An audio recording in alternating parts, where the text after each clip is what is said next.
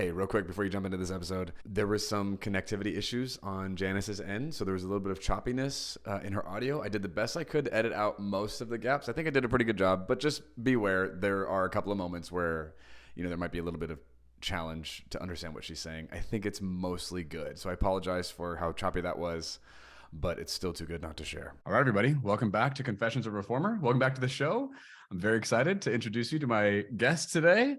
I've been following Janice for months now. I think I just randomly came across her on TikTok and was very impressed with not just what she was saying, but the way she was saying it. So I've experienced her speaking to the deconstruction, the hypocrisy and evangelicalism, and then just being so intelligent and like intuitive and responding to a lot of layers and nuance within the things that come up there. There's just been such an excellent approach to confronting things that are hard to talk about because they're so blurry and like complex.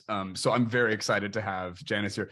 Janice's handle is God Has Not Given. So Janice, do you want to say hello and just introduce yourself to everyone? Just kind of tell them who you are and what you're doing in the world. Yeah. So hello, I am Janice Lagata, aka God Is Not Given. I was just telling Mike, we are from former rivals, rival cults. So I was a Hillsonger for 12 years, I guess. I was at Bethel for 12 years. Whoa. Oh my goodness. Left Hillsong in 2017, joined another little church plant and was there for about a year and a half before things there self-destructed. I was like an interim leader of the worship team there. And it had always been known that they were waiting to bring someone else in to actually do it. And when the people that they ended up bringing in basically called these little one-on-one meetings and kind of culled the team of queer folk, and then myself, because being an ally, and they basically wanted us to say, hey, this is, do you agree with the Bible or not? And I was like, well, if this is how you're going about it, then no, I don't agree. And so I was basically put on probation, and then just ended up leaving the team and then leaving the church. And then from there, something about that whole thing just kind of broke in me, and I was like, oh, like I think I've been in church long enough, and I don't really need to hear some man's thought of the week about the Bible. So I'm just not going to go to church anymore. Then the pandemic happened and found myself in the deconstruction area, and I was like, oh, this is what's been happening to me. Didn't really have language for it, but oh my goodness, here are all these other people, and this is a thing. And a lot of people have these same questions and queries and issues. I'm a writer, I'm a musician. Musical theater is my love language. So putting songs and stories together, that's what I love to do anyway. And so that's just kind of how everything works out in me and works out through me. Just kind of brought that flavor into deconstruction and really try to just make space for people to have questions and know that that's fine. And like, you don't have to have it all figured out. Really wanting people to be able to reclaim or claim for the first time just their own sense of self and their own way of being in the world, whatever that looks like. That's me. Cool. Love it. Thank you. Okay. So I want to hear your story. I want to get more into like the journey and what happened and what was going on. But before we talk about that, I do want to ask you a question about what you did just share. Mm-hmm. Did you say that you went on probation when you were like the interim worship leader or like music director or whatever the title was because of your allyship to the queer community? That's why? Yeah. So I'm curious, obviously, as someone who's part of the queer community, like why in that context, what compelled you to take that stand and like, quote unquote, maybe like in essence, die on that hill, if you will? Yeah, I left Hillsong because of a lot of things, but ultimately I was like, oh, as a Black woman, I just got to a point where I was like, oh, this is not healthy for me to be in a place like this. So then this other church plant that I joined, their whole thing was, social justice and Black Lives Matter and like justice for souls and bodies, right? And caring about people and their actual day-to-day lives. And I'm like, oh, this is great. So we were getting it right as far as, race and gender equality. Like they had, women on staff and women speaking regularly. So it's like, oh, this is great. And then my best friend the boy version of me. I would say he's a soulmate. I met him in that church, and we're doing stuff together. And he had come out to me, and I was like, oh, great. And the church at that point, there were a few gay people on the team, and the pastor's stance was kind of like, oh, like it's fine, keep coming, you're welcome here, you're welcome to be on this team. He was, co-leading the team with me, so like all of this is fine, but there's always that kind of, I don't know, underneath understanding, I guess, that it's good, but we're all living by this sexual ethic, right? So it's fine, you can be straight, you can be gay, whatever, but nobody's acting on anything, right? So we're good. So we all have that. And then when these new people came in, and their thing was like, no, here's what the word says. And then as someone who had been over that team for a little while, it was kind of like a mama bear thing in me, where I'm like, well, hang on, what kind of lines are you drawing here? Because I know that there are queer people on this team. So what are you trying to do here? And what are you saying? And this idea that, no, you have to agree. Like, it's not even just enough that we're all behaving, right? Nobody's doing anything. The queer people on this team have been very honest. Like nobody's sneaking anything. It's crazy how much things have just changed in the past few years. But I think a lot of queer people have gone into church spaces knowing I'm probably not going to be welcome here, or there's probably going to be stipulations. So let me be honest up front and kind of see what it's like here. And so to be told, no, that's fine. And then to be told, actually, it's not, like, you have to agree on this. We have to agree. So now you're on probation until you can go and speak to, the associate pastor and, figure out whatever. I'm like, you can put me on probation all day long. I was raised to be homophobic. My stance now, I came to this, and I'm not going back. Like, this is something I've thought about, that I've come to. So I'm not going to change my mind on this. So put me on probation, do what you've got to do. It's not going to last long, because within 36 hours, I was like, actually, you can just cut me out altogether. Yeah, I was like, oh no, this isn't right. And this is crazy. We're getting it. We can see it in this arena, and you can see how it's wrong for churches to have treated and leveled women like this, and to have leveled non-white people, like this. But then we get to this community, and you're fine with like the same old toxicity, the same old leveling. And yeah, I was just done with it. I'm like, oh, no. I don't know. It didn't even feel like dying on a hill. Like, it wasn't even a question. It was just like, oh no, this is stupid, frankly. And I don't want it. Yeah. Wow. Okay. So it sounds like the original arrangement was potentially side B for the queer worship leaders. Yeah. And everything, right, is always with this thought in mind, in the back of your mind, that we can fix them and they'll change at some point, right? If we love them enough, give them enough, just let them figure it out long enough, they'll come around. Yeah. And I think we were all just done and tired of trying to make people come around. Like, no, you come around. This is it. Yeah. Wow. Okay, cool. Thanks for sharing. That's wild. Thank you for your allyship. It's appreciated. So you spent 12 years at Hillsong. Were you also a worship leader in that environment, or is that what drew you there? I'd love to just hear whatever you'd care to share about that journey. What was that like? Like, how did you get there? Why did you end up leaving? Yeah. I grew up, was raised evangelical, always artistic, so always loved music. And the church that I grew up in was very, very old school, Pentecostal, charismatic. Starts at 9. That's all we know for sure. What time it ends, only the Spirit knows. So growing up there and being part of like the little worship team there was a lot of worries about me, and not just me. I think anyone artistic, right? Like, if you have a gift of music, the world's going to come for you. The world's going to want it. So you got to be really careful that, this is for God and for the church only. Yeah, I was a really, really good kid. Very evangelical, very following the rules, trying to get into heaven, do all the right things, and very worried about myself, even though I'm doing nothing, but so just have this fear sown into me that, I'm just so worldly, right? Because I have this gift and this talent.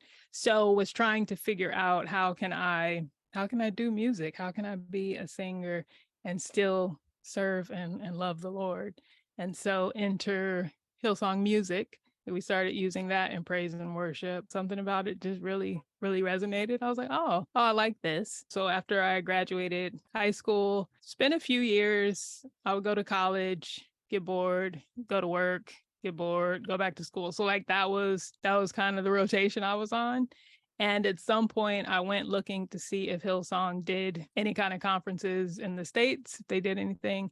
And at that time, they weren't. But I ran across, Hillsong College, like they have a college. And I was like, oh, that's in Australia. So no way. But like the idea just wouldn't leave me alone. And I was getting to the end of one of my work cycles where I'm like, oh, I'm tired of this. So maybe I'll go back to school. And maybe I'll try this Hillsong College thing because music and God, and they're the best doing it at that point. So that ended up being a thing. So from 2005 until 2009, I was in Australia at Hillsong College. Did 3 years in the college, and then just a year of living there when my visa was up. You gotta get out of here. So I was like, well, I have to go back to the States. I know I can't go back to California because if I'm in California and not at my old home church, that's going to be an issue. So I just need to be far enough away that like it's not even feasible for me to be back there. So I had a friend that I met there who was from New York, went and visited New York. I was like, oh, I like that. So moved to New York in October 2009. Ended up just beating Hillsong New York by a few months. I joined a little connect group that actually became the launch group for Hillsong New York. So I was literally a day one. And yeah, so it started in 2010, took off. I was there for all those early days. I went out for the praise and worship team, the first little round of auditions, like a little American Idol kind of setup. Didn't make the cut, but God needed me to be a stage manager at that time because that's what they needed, because I had done that as part of my college volunteering in Sydney. So I ended up running that team for the first couple of years, being there for like the first 2 years, probably like every service. As I was building my team, I just had to be there. So I was just someone that Carl Lynch just saw all the time. So he and I just had a little, I don't know, he would call it a friendship. It's whatever. So like I just knew him from that, and just being around him, being around in that backstage area, eventually ended up being put on the worship team. Definitely never a leader, just one of the background singers. Did have a mic, so in the hierarchy, I was pretty close to the seat of power, but never all the way there. I ended up writing the Connect group curriculum, the studies that they would use every week. I was writing those. I was writing like the monthly, hey church, email, what's going on here. I ended up ghostwriting sermons for one of the associate pastors. And then occasionally, if Carl needed to send out church-wide email, whatever, I ghost wrote a few of those. So they're like, oh, like you really, you know his voice. So I'm really good at, just learning kind of the patterns and idiosyncrasies of just people's ways of speaking and whatever. So I can kind of mimic that. If people knew me, they probably knew me from, seeing me on a Sunday on a platform. But I'd be like, oh, like you guys have no idea how much you're actually hearing my voice throughout this church, like how much I am speaking, and at the same time, how much I absolutely do not matter here and do not have a voice. That was my Hillsong journey. I was all up and through that place. Wow. Okay. So did something happen? Was there like an event, like a point of no return that you were like, oh, I got to get out of here? Was it like a slow bleed? Like what caused you to eventually choose to leave? Definitely a slow bleed. Looking at Hillsong now, especially right now, Like it's so clear, so many of the ways that it's toxic. Being there in the early days, there was never a time where there was like no problems. There were always issues, but for the first 3 years, I would say we kind of overlooked a lot of things just by saying, "Oh, well, we're a new church. We're just a baby church, and this church did grow really fast." And so we're just like a baby that hasn't found its feet yet, has just grown way too fast. And so we got all this stuff to figure out. And then we'll deal with, this whole reserve seating situation, or, how it's only men, it's only white men on the platform. Even the worship team, right? Like, yeah, I'm here.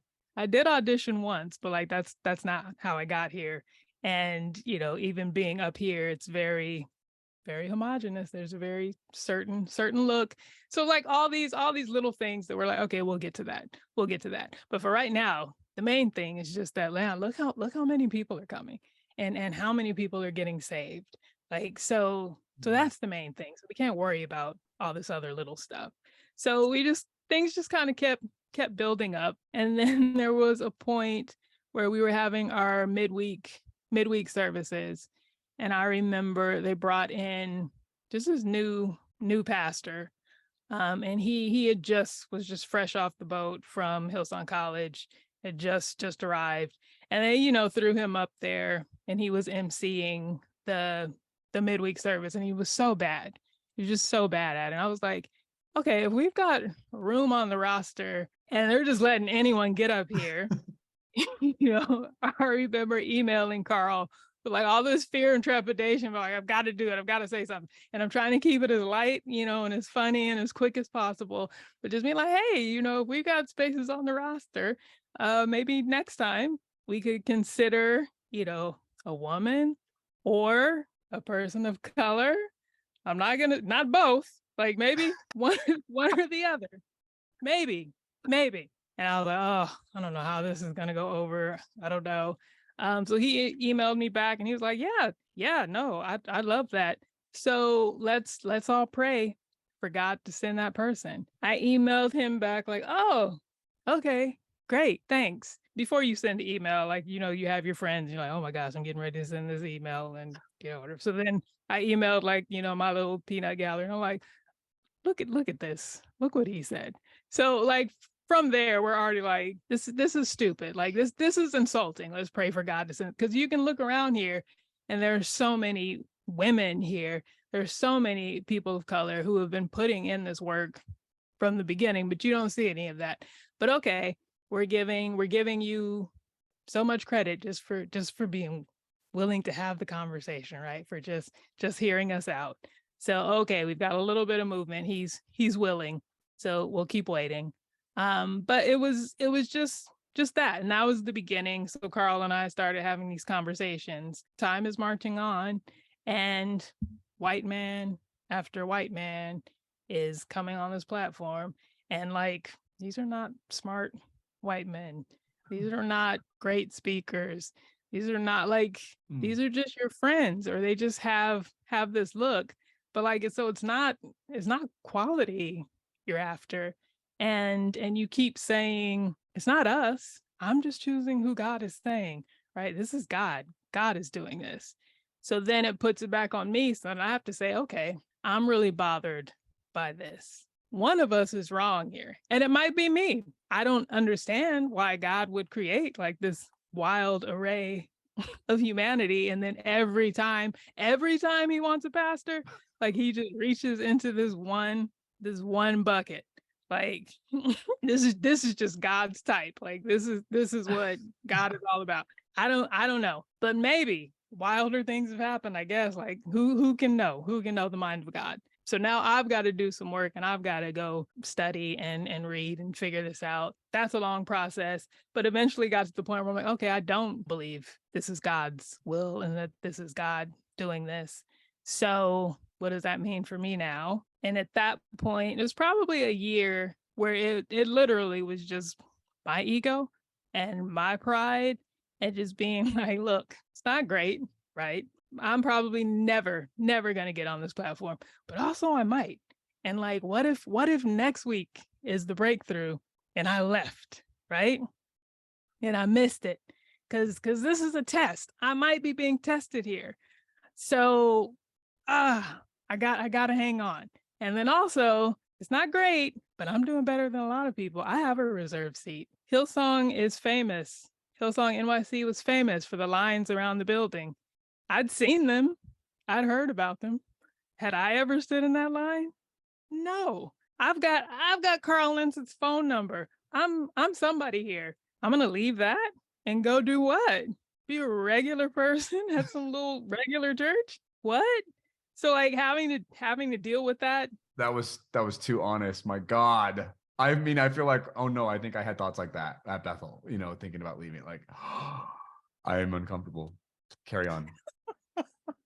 Yeah, like I have to be honest and have to be like, no, which is also like why I understand a lot of these pastors and a lot of this stuff.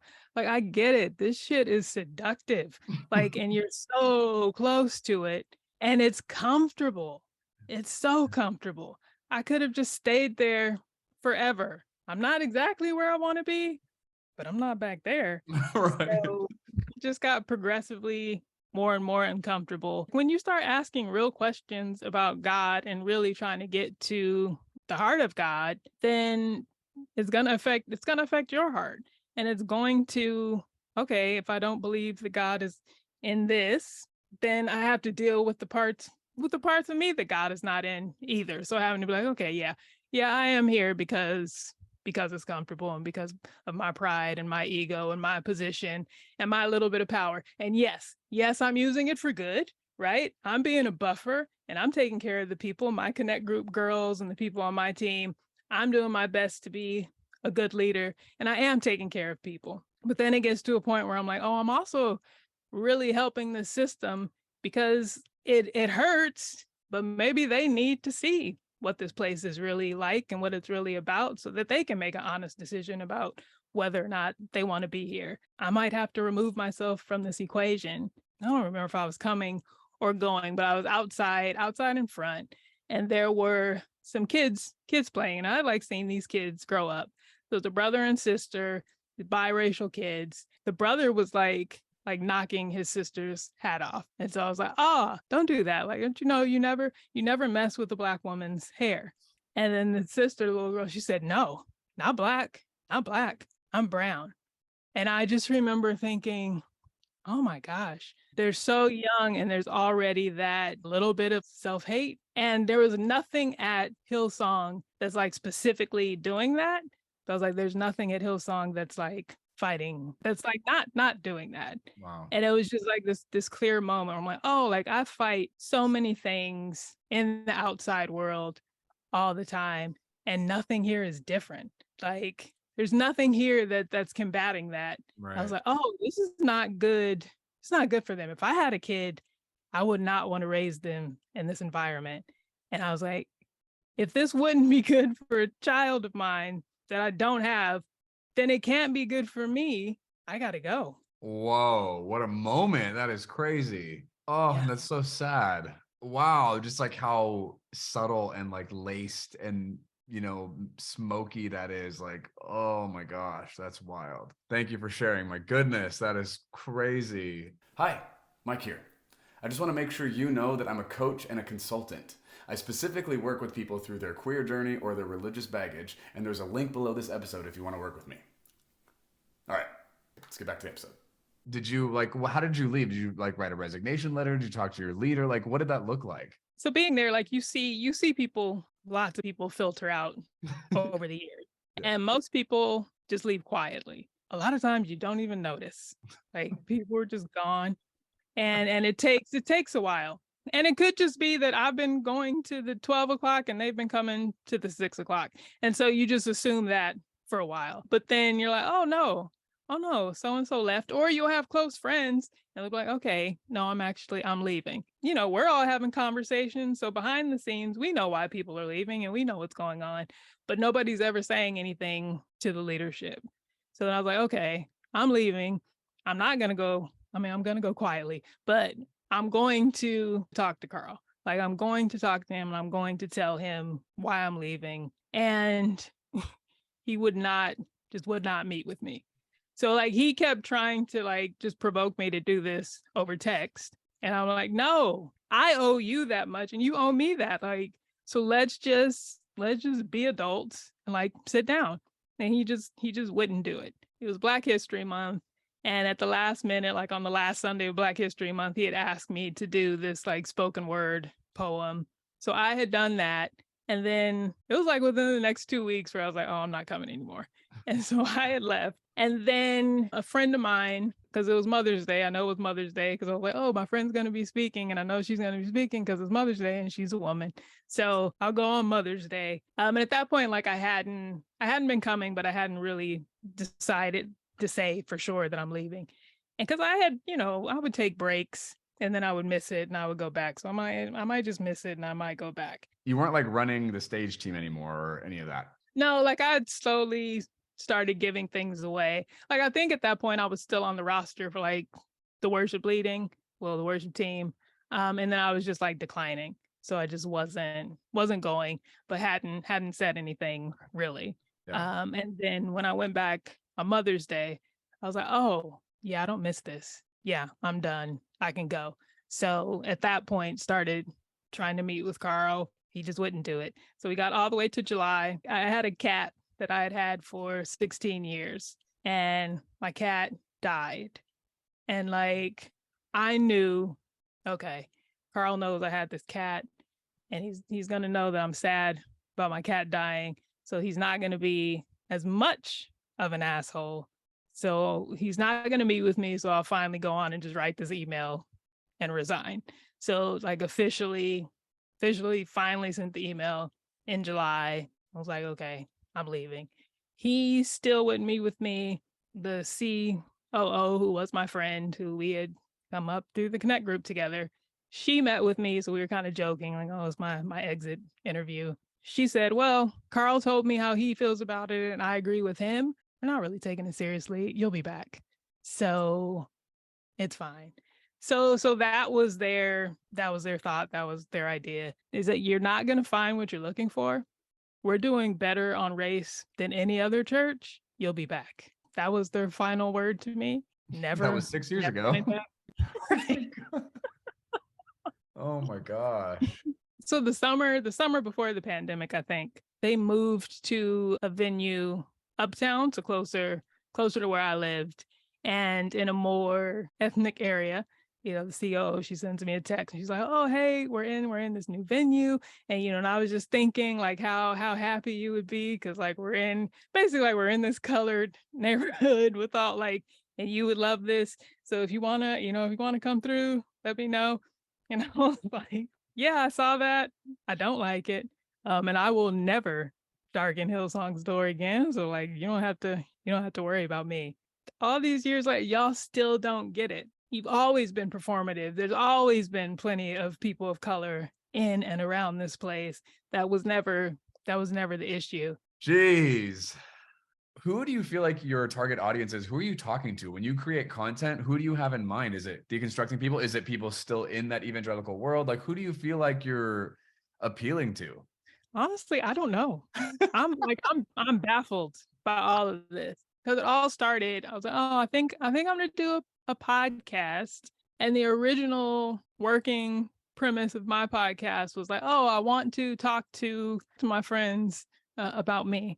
I want to just kind of see like what they think and how they feel, what they kind of see happening to me, and like what they think about that. I started my podcast at the end of 2020, and like the next week, the whole Carl Lentz scandal happened. So like, oh, I was already there. Here's this girl from Hillsong. She knew Carl Lentz. And I wrote this blog post just about kind of Hillsong New York and whatever. And so even in writing that, and that was how most people found me, like that just took off. And with like writing that, I was really, really trying hard to like thread this needle of, here was my experience at Hillsong. Here's what I think is wrong with it, but also trying to leave room for hope, for maybe things could get better. And also, yes, Carl Lentz is bad and what he did was bad. He is a villain. He's also a victim. This system, it's not a good system. So just really trying to speak for people who had left, but also trying to not offend too much the people who were still there, and to try to like say some things. When you spend that much time in these spaces, when you grow up in it, when you've been there, you're probably the same with Bethel. Like they have their own language. They have, the ins and outs, and what people get riled up about, and you speak the language. Yeah. So let me use this language to say things, but also say them in a way that I know people won't really be able to argue about.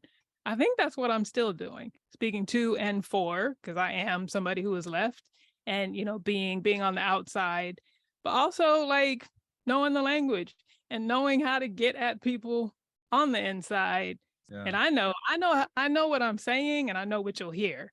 And so just knowing, just kind of knowing how to play those word games. And so I'm not, at this point especially, I don't really have hope for evangelicalism. And like Hillsong in particular, I've definitely become more kind of blunt, as time has gone on. It's be like, no, it's a cult.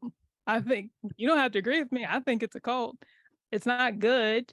Still leaving room for, no, there are lots of good people in it, but the institution is bad, you guys. And it's not even just that it's bad, it's that you deserve better. And just kind of coming at it from that side. Like, do I want Hillsong to burn? Yeah, sure. But not just like for the sake of it burning. It's because everyone in there deserves better. And if this building needs to not exist anymore so you can find something better, then that's what I want. Wow. But also realizing that if it did burn down tomorrow, because so many of these mindsets and things are so ingrained, it's not really going to help, because all you're going to do is go to Bethel. All you're going to do is go to Elevation, Church, like whatever the next iteration of this, but it's still the same toxicity. So if I can get you to just consider or think about, hey, let's think about tithing. Isn't this a fun little Bible fact? I'm not saying, it's the only way to think about it, but here's another way to think about it. Just giving people opportunities to consider something from a different angle, in the hopes that you'll keep considering different things, and it will lead you at least out of this place. You don't have to go as far as me. You don't have to leave, evangelicalism, but find something better. You deserve better. Like that's everybody deserves better. So when someone hears you say that, like, hey, you deserve better, and let's say they're still in the system, they're still plugged into evangelicalism, and, well, not my church, not my pastor. Can you be more specific about what you're saying they deserve better about? There are levels that I think you can be involved and kind of be fine, right? If you are you're just coming on Sunday and you just enjoy the service, and then you go out and you have a life, like you're living a whole life, you can probably be fine. But for the people who church is your life, you probably deserve better. And you won't even know that, because you don't even realize how deeply entrenched you are until something changes. And so like it's no accident that like the whole deconstruction movement just kind of boomed right during COVID, because like people just got out of that routine of being in church every Sunday, all day on a Sunday. And then you're like, whoa, wait a minute. What is all this free time? What is all this energy that I have? Where did this come from? So many of us gave so much, and so many people are still giving so much, in this trade-off for, okay, yeah, I know it's hard now. I know I don't love it, but I'm being tested, and this is all just temporary, and this is all for the greater good. I'm working for heaven. So I'm just really big on the idea that you don't have to not believe in heaven, but what about the idea of heaven on earth, right? We're supposed to be bringing that here. I just think you should enjoy your life. If your life is devoted to church, is that working for you? And, be honest about the places where it's not. If you want to be there all day on a Sunday and you want to give all your money, okay, fine. But do you know where your money is going? You're there at 6 a.m. What time did your pastor get there? Where do you live? Where do they live? Why are your lives so different? People, well, no church is perfect. And here's the things I don't like about my church, but I just accept it. Okay, but have you talked to your pastor about those things? No? Why not? Oh, you're afraid? Huh, that's something. Or you're not afraid, but you don't even have access to your pastor? Huh, that's something.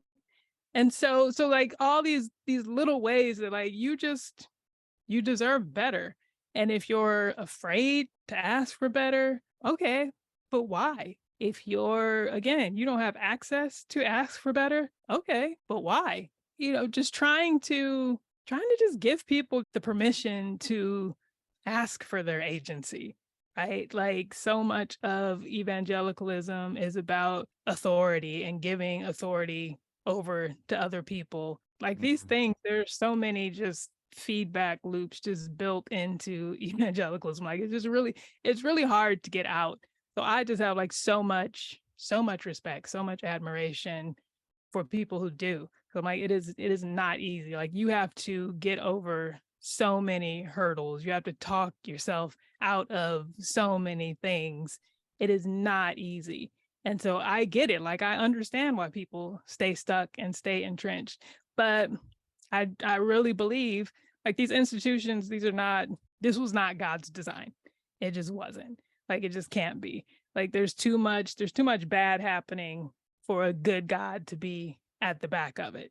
And I get it that this is all a lot of us have ever known, and it's really hard to imagine a different world. So I'm not even asking you to imagine a different world.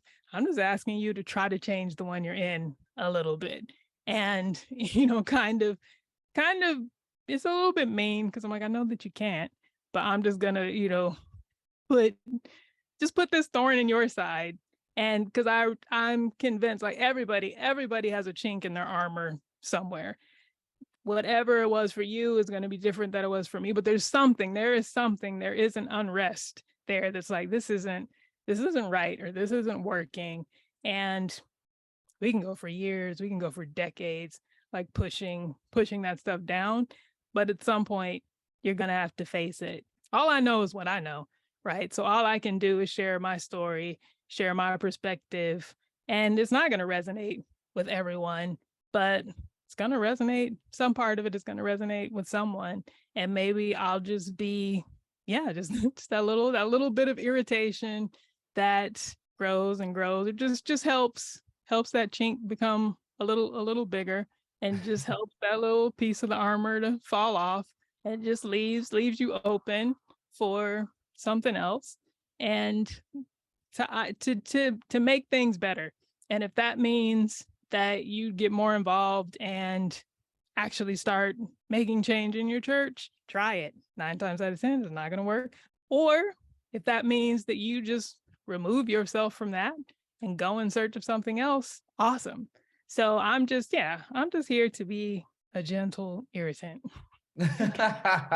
Totally. Yeah. I mean, I think part of the reason I was so drawn to you was because you were irritating the things that I had like survived. And I'm like, oh my God, yes, that's exactly true. I would not have known to say it like that, but that's going on. That is a problem. Like you just have such a great way of putting that into words and like identifying these things that are in the water that you just have gotten so used to. And yeah, I agree. You have to detangle and deprogram so much in order to walk away. And there's such a high cost to do it because it becomes your world, right? Like I was the person you're describing where, you are so immersed. And when you're talking about levels, like, hey, people are just coming as a consumer, like they're probably fine. It's when you start getting closer to power and you start like having, that be a big part of what you're even about, that's when it starts to actually become really costly and toxic. And I mean, so much of my experience just correlates to what you're describing in different contexts, because different church, but I'm like, oh my God, we had similar problems, similar issues, similar challenges, similar toxic results, like, oh, and when you talk about like access, like you can't even access your pastor, right? Or if you do, you're afraid. Like, I mean, that's so real. Anyway, I could go off. I could just Yeah, that's so true. My God, there's so many things wrong with the system. Like, this is crazy. Is there a certain kind of backlash you tend to experience as a pattern from people who are listening to you?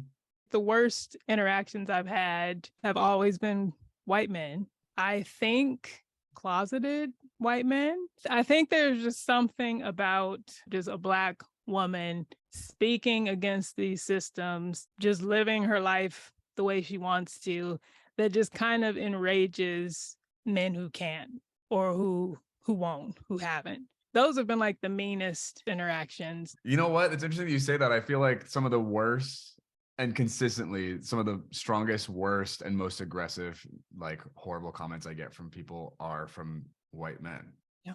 It's weird that you start noticing a pattern. Like, I will share screenshots and I'm like, I could blur these people's faces out and their names, and it's like all these white dudes. I'm like, what is going on? Like, this is so awkward. Like, stop playing into this thing, this trope. It sounds so absurd and like a joke now because, you know, cishet white dudes are just like the worst, but they just continue to exhibit this behavior of like an incapability to listen, just so bigoted, so ignorant, so uninformed, so rude. That's been true in my experience as well. We would have to enrage them because, you know, especially if they're still living by whatever standards or they're like trying to uphold these things. And we, right, of all people, we're supposed to be on the bottom and we're supposed to be behaving and fitting these standards. And we're just out here like, no, actually, I finished with that. I don't believe that. I think you're wrong. Like, they just cannot handle Yeah. it. Like, Wow. you're out here living freer than me? No. So, um, Oh God, that's so true. Oh man, that's awful. What are some of the top things you would say to evangelicals who maybe don't know anything about your journey, haven't followed you yet, but are listening now? What are some things you would say to them like, hey, just so you know, here's some things I would like you to be aware of when it comes to the system you're a part of, the community that you've identified with? You know, like what are some of the top things you would tell them? oof. So just so you know, in my opinion, like when I say evangelicalism, I mean evangelicalism. And that does not necessarily mean Christianity. Like, to me, they are very different things. Evangelicalism as a system, I just find at its roots to be toxic. If your idea of faith involves evangelism, this idea that everybody has to believe what you believe, that's toxic, that's dangerous, and it is a form of supremacy. I'm fine with Christianity as long as you understand that it is your belief system. It's not better or worse.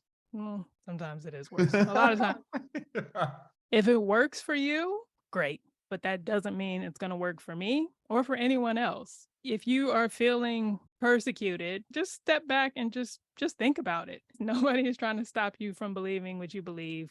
So many of the conflicts and the issues that we have are because your religion, your faith is trying to make other people join your religion, your faith, and to live according to your standards. You're convinced this is the way for everyone, well, then you better know your shit. Because I know it. I know why you're wrong. And it's not on me to tell you why you're wrong. Because you know what? I'm not bothering you. I'm not coming to your door. I'm not inviting you to my church. If you come to my account on the internet, you came to my account. And you are free to disagree with everything that I say. And you are free to leave. This is not a religion.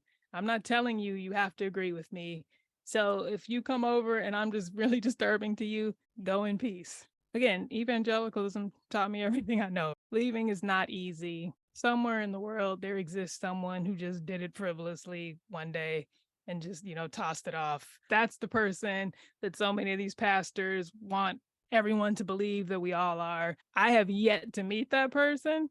Most of us who are out here, and especially those of us who are kind of out front and who you're going to see talking about it, were people who were sewed in and sold out. Like, we were all about this. We ended up leaving not because we were superficial or because we just fell off the edge, because we went deeper. We went into it and we said, okay, I really, really, really want this to work.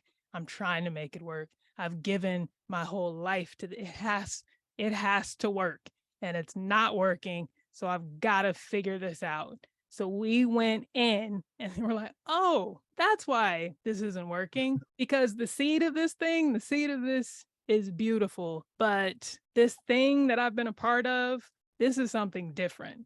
And it's like the difference between apples, and then there's like this, I can't remember the name of it. Like there's this poison apple. There's like this fruit that looks like an apple, but it is toxic. And so like you can have this orchard full of them and you're like, no, it's an apple. It's an apple. Yeah, it is, but it's harmful.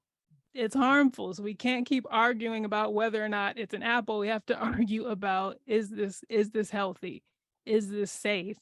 And it's not for a lot of people. And if you are arguing, no, you need this, go deeper. And again, there's a chink in your armor. I don't know what it is, but you know what it is. There is an issue that you haven't quite been able to make sense of yet. And you've put it aside and you said, no, this is just a test, or this is the devil trying to trick me. Is it? I don't know. Just check it out. Even if it's to refute something, right? Like, no, Mike said this, or Janice said this, and I don't think so. Check it out. Go look into it. And again, you don't have to come back to me and let me know. Sometimes I'll post things and I'll say, hey, look, here's what I think. I could be wrong. Check it out. Don't come back and tell me. I don't care. I'm here. Again, it's not a church. You don't have to agree. Check it out for yourself. And if you're honest and you're like, oh, I don't want to do that because I'm afraid of what I'll find or what my pastor will say or whatever, listen, my handle. God has not given us a spirit of fear, but of power, of love, and of sound mind. Like that's where I took that from, because so much of evangelicalism for me, I was like, no, I was handed a lot of fears. So now I'm all about reclaiming power, love, and sound mind. So if you're not following that thread because of fear, that says something. Go deeper and keep going. Don't come back. Yeah, it's just like almost awkward and painful how many of us who are out here speaking about these things have so much in common. We weren't the ones who were just frivolous and dropped off. We didn't just stop caring one day. We were the ones who were like like we were the ones who like spent years of our lives and like so much of our passion and our skills and talents in doubling down and investing in this thing. And it's because of the access and proximity we had and the things we came across that made us have to ask these questions.